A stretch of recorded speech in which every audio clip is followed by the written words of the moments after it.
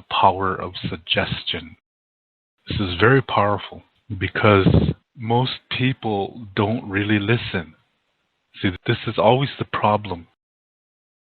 People hear, but they don't really focus. They don't really pay attention. And so they will just hear part of the message. Whatever is being said, they're only going to hear a part of it. And so whatever they hear, they're going to pass that on, and then they're going to add something to it. That's called embellishing. They're going to add something onto it that wasn't even spoken, but in their minds, they heard it because it's their opinion. So they hear a small part of a message. They don't hear the complete message. And then they throw their own opinion on there subconsciously. And then they spread it around. And then the next person does the same thing. So when this message has gone down 10 people, it's changed 10 times. And a lot of people are going to accept this as the truth. Most people don't really pay attention when they're listening to something. And people will add their own idea from their own opinions. And then next thing you know is they created something, and it's like a Frankenstein. Yeah, everybody adds something to it. And it's like a monster. And it gets the job done. Power of suggestion is very, very powerful thing. It can be used in a healthy way, though. See, that's the interesting thing about this power of suggestion. It can also be used in a healthy way, but most people use it in an unhealthy way. That is the problem. So the first thing that comes to my mind is when people do this regression therapy, where they're trying to find out why is their behavior a certain way. And so they get a hypnotist who's supposed to be trained to do this, to take you back to when you're a child and try to find a scene in that person's life and to try to describe what's going on, what's happening, to see if maybe there's something there. Because remember, as a child, when you have a memory, lots of times when you're much older and you look back at it, you see things you didn't see before. So you think to yourself, geez, why did I make that decision? Why did I choose to do that? Because now you know more. But back then you didn't. So you didn't make a good decision back then.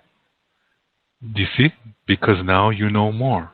Today you know more than you did several years ago. Well, that's the hope anyway. So because of that, these therapists, they try to use the same principle under hypnosis by getting you to think of something, and they might say something like, make a safe place.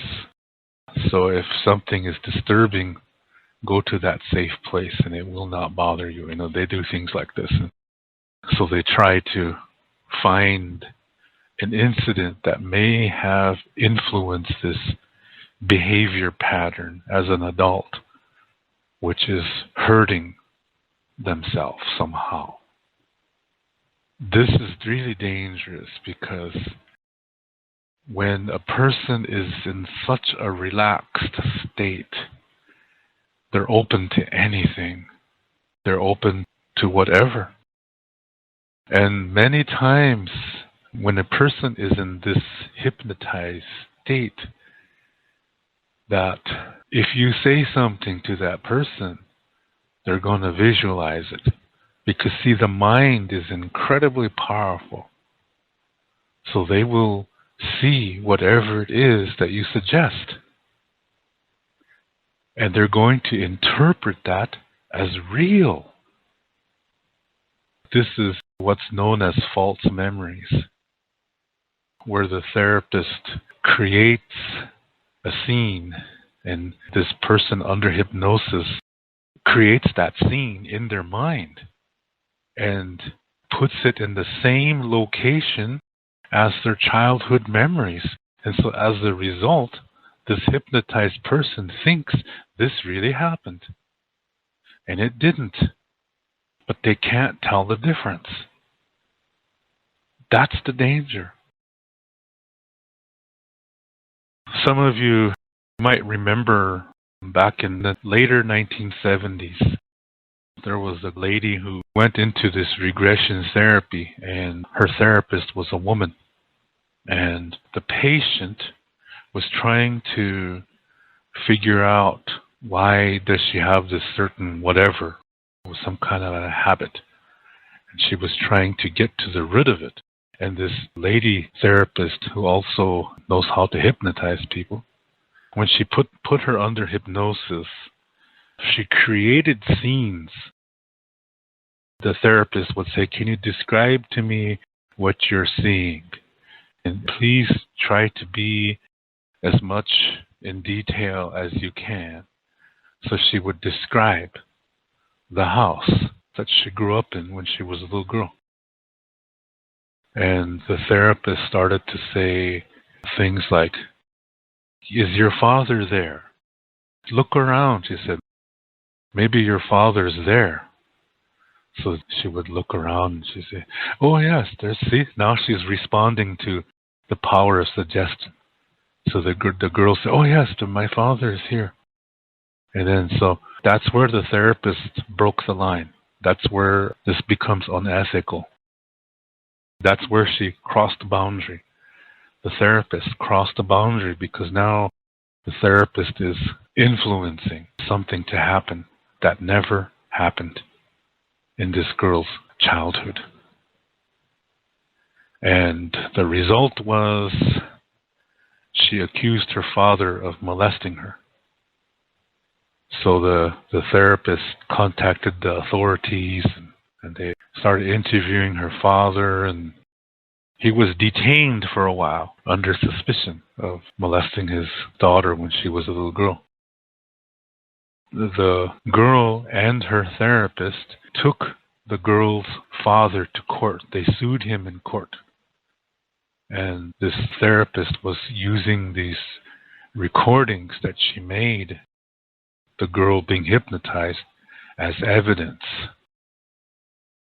At first, looks like they were going to find the father guilty.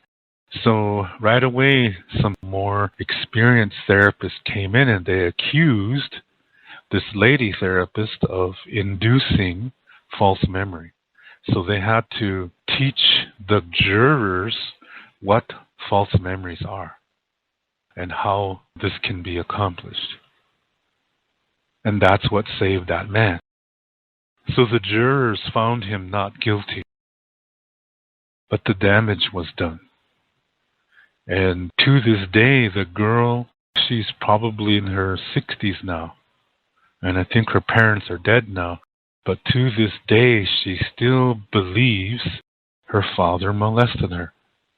See, this is what false memories do. They act like real memories. They feel very real. So this is how powerful the mind is. And when you don't know what you're doing, or maybe you do know what you're doing, but you're going to take advantage of the situation, then that's evil, because you're playing with somebody's mind. So when a person is in this hypnotic state, it's very easy to influence them to create false memories. These are memories of incidents that never, ever happened, but they feel real. They really feel like they really did happen. And like I said, this lady, she still believes that her father molested her. And he went to his grave saying he never did. So they lost their daughter when she was 23 years old.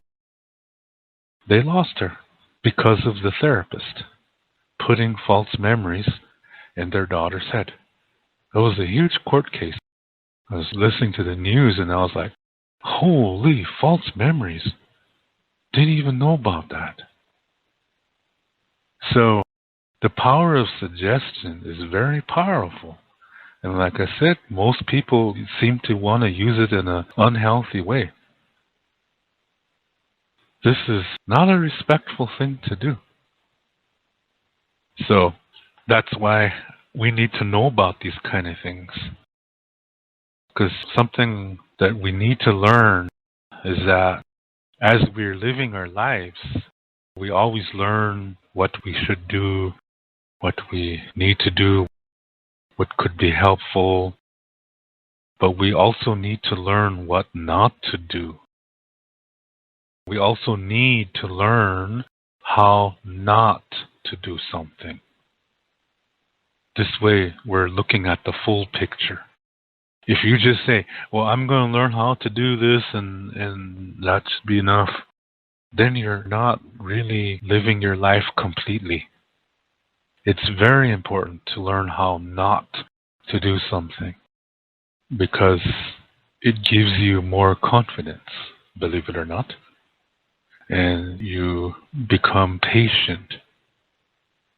You become more compassionate because you learn that mistakes are not failures unless you decide not to learn from it. Then it is a failure. So it's up to you. So when something goes wrong, yeah, we get mad, we get scared, maybe we get sad, and that's okay. That's just the initial reaction. So it's okay to feel those things. But we really should do something constructive to release it. Then we bring in our minds, and then we start to talk about it. Then we start learning about it. We start making the best of it. The next thing you know, it turns into a blessing. When you learn to do this more and more, you stop seeing things as good versus evil. And you realize that when you categorize everything into good and bad, that really limits your view of reality. So that same thought process of making the most out of a situation, learning from it as much as you can, that same process is reflected in learning how not to do something.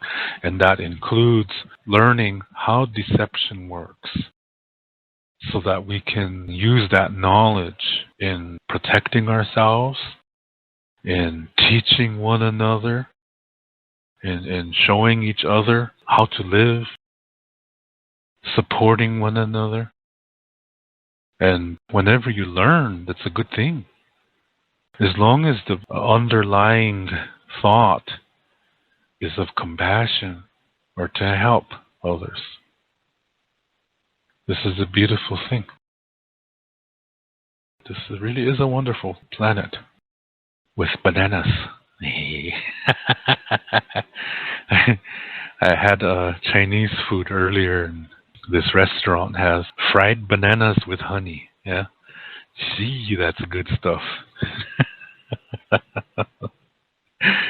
Oh gosh.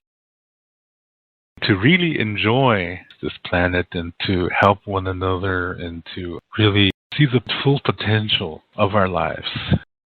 This includes learning how not to do something. And part of that is about learning how deception works.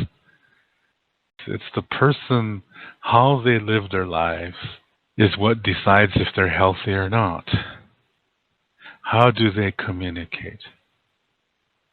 It's not the skin color, it's not their culture, it's not the language, it's how a person lives and how they communicate. And communication includes learning from difficulty. So that's really the big thing there. The power of suggestion. There's ways you can do this in a healthy way.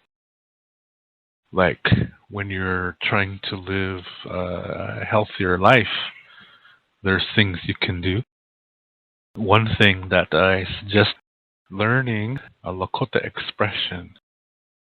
And that expression was Betu Kile Lila Washte Kte. That last word, Kte, that's a future tense word. Usually women say Kte and men say Ktelo. But everything else in that expression is the same. Betu Kile Lila Washte. That's the same for both men and women. This expression means today will be a good day. When you wake up, and look at that, I'm getting tired. When you wake up, I'm adding my own sound effects. No. When you wake up, you can say this expression. Ampetukile lilawashtekte. Or for men can say Ampetukile lilawashtekte lo. Ampetukile means today. That's actually 3 words. Ampetu is day, ki is like a za, and le is this. So it's day the this. But when you put it all together, it means today. Ampetukile. Or some people will say leampetuki. That's fine too. That's nothing wrong with that. But I like to say ampetukile. That's what I heard most of the time growing up. Ampetukile. Lila means really or very. And washte means good. Now, some people say washte. That's wrong. We do not have the A sound. It's washte. So washte means good. And then kte is the future tense for women, and ktelo is the future tense for men. Kte, that's a K-T-E. Kte. Lakota has 4 T sounds. There's like the T in take, and then there's a T that's a little bit harder, and that's like in this word, kte. It's hard. Da, da, da. It's almost like a D, but not quite. It can't be a D, because in Lakota, there's no D sound. In the Lakota language, we do not have a D sound. So they wouldn't say David, they would say David. It would come out different. So you could say Ampetukile lila washte. And then if you're a woman, you say kte. If you're a man, you say ktelo. If you are a man. Better double check.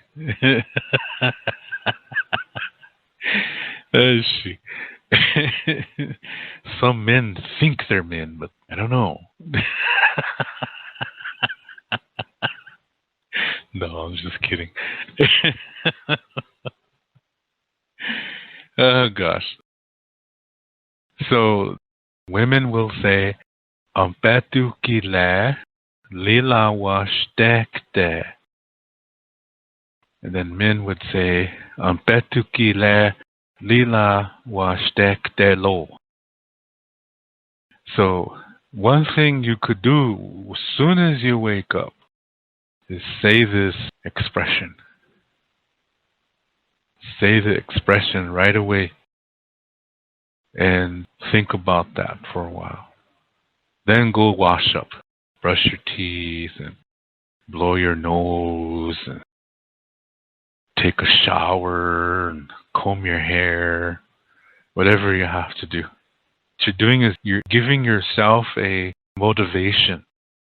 The motivation is in the expression, and it works by the power of suggestion.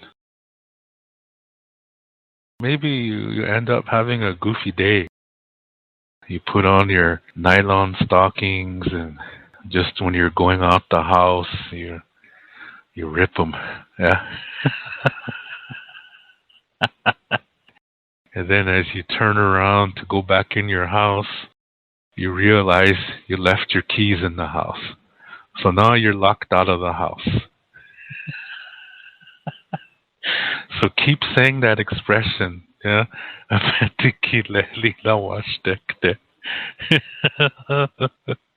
It helps. Yeah. It does help. Sometimes it happens. Yeah. So you just try to make the best of it as you can. But the thing is, it's going to influence you. Even if you're having a manic day, it's still going to influence you. Even if you're having a manic day, a day where it feels like you woke up on the wrong side of the bed, as they say, this expression can still influence things because it has the power of suggestion in it. By using the future tense, kte and kte lo for men, it's using power of suggestion. See, this is a healthy way that you can use power of suggestion. Another thing that I tell some of my students who are really into the spirituality is to make a medicine wheel. And I instruct them how to do that.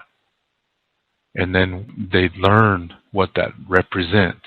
The 4 parts of the self, the 4 parts of creation, the 4 basic developments, 4 parts of the mind, 4 parts of the soul, the 4 basic emotions. It represents many, many things. But what it does not represent is races of people. It doesn't represent skin color, not at all. To have something that means something to you, something that's special, that helps you, that represents something that makes you feel good. What is really special to you?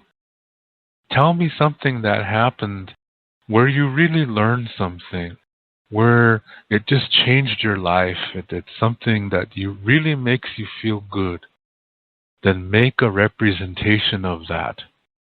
Whether it's a drawing or carve something or whatever, make a representation of that and always carry it with you.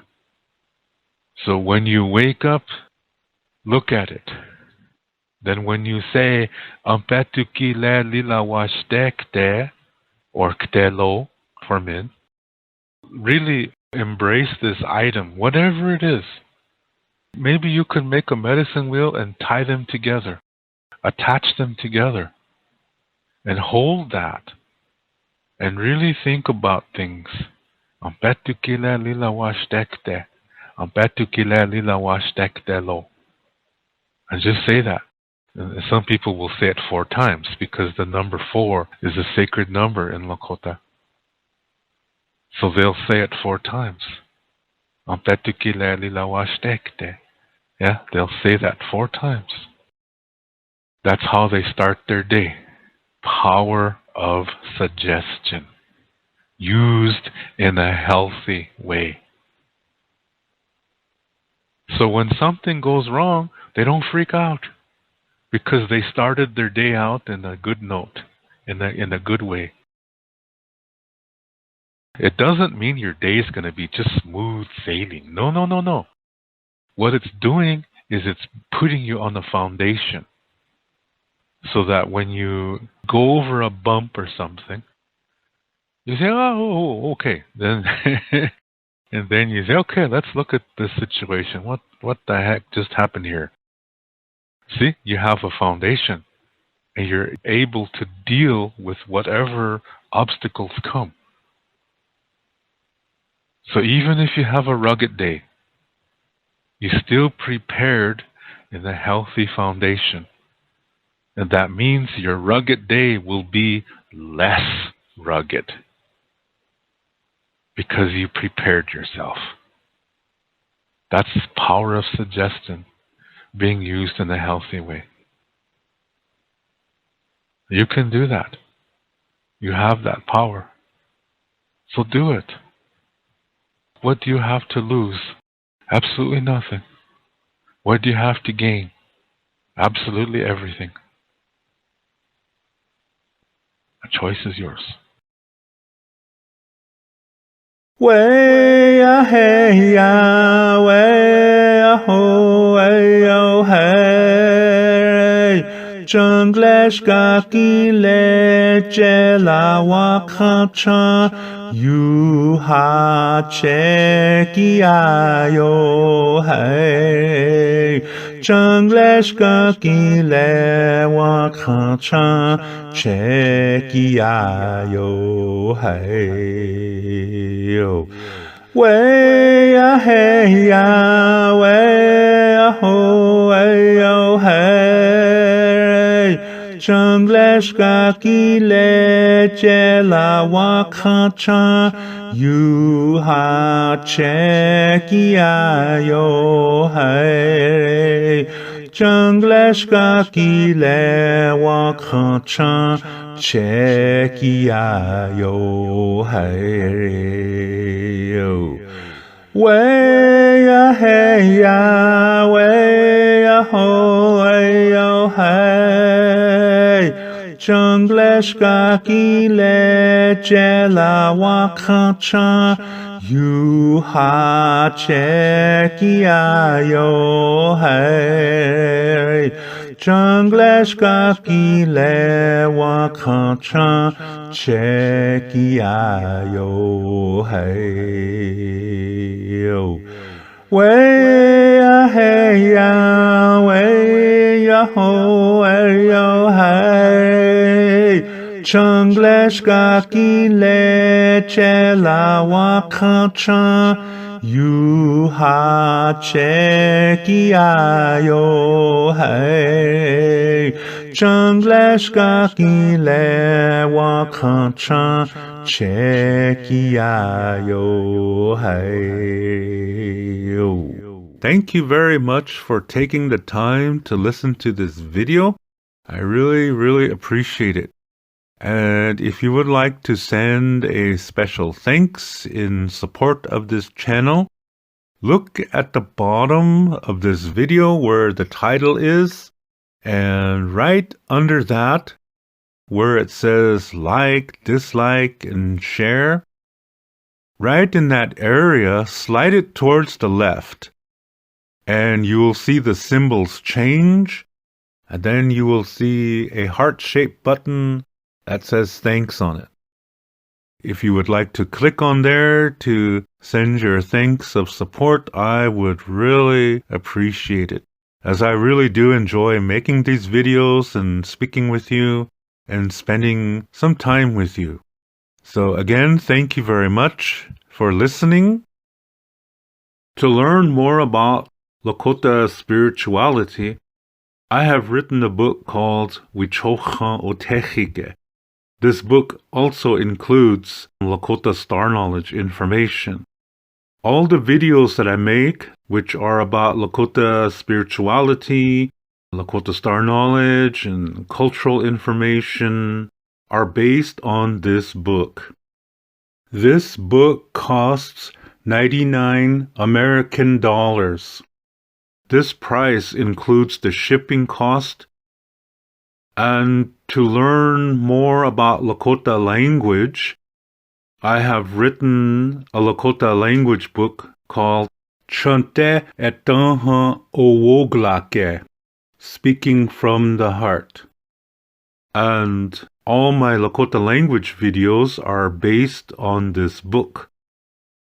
This book costs 119 American dollars. This price includes the shipping cost. I also teach online, and I give spiritual consultations as well.